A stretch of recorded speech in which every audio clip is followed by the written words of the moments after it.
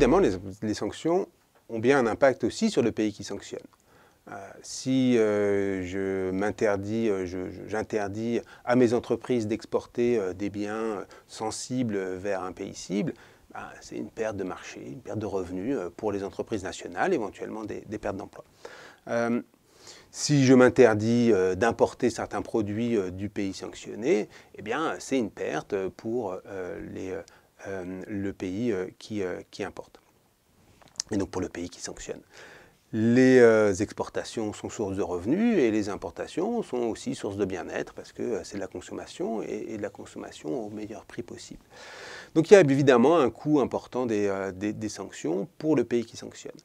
Pour un économiste, le sujet il est un tout petit peu différent que cette même question vue par les responsables politiques ou le grand public. Parce que pour un économiste spécialiste du commerce international, en réalité, il n'y a pas tellement de différence entre le coût infligé et le coût reçu. C'est en réalité la même chose, c'est les deux faces de la même pièce.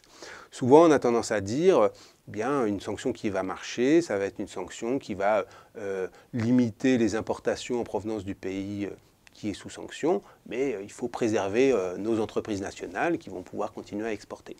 En réalité, non. Ce qui va faire mal au pays qui est sous sanction, c'est au moins autant, sinon plus, de limiter nos exportations vers ce pays-là, parce que ça va augmenter le coût des fournitures pour le pays qui est sous sanction, que de limiter nos importations en provenance de ce pays.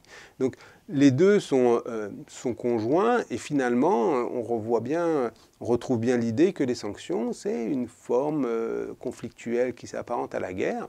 La guerre, c'est jamais gratuit, y compris pour le pays qui fait la guerre, y compris s'il gagne. C'est coûteux. Dans le meilleur des cas, c'est coûteux en argent. Dans le pire des cas, c'est aussi coûteux en vie humaine. Et il est difficile de gagner des guerres sans supporter aucun coût.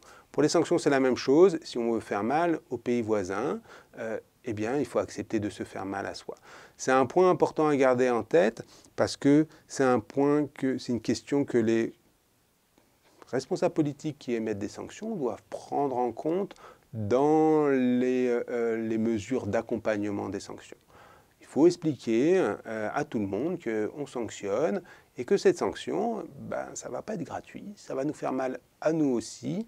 Et il faut étudier, regarder exactement qui dans le pays qui sanctionne souffre des sanctions pour éventuellement proposer des mesures de compensation.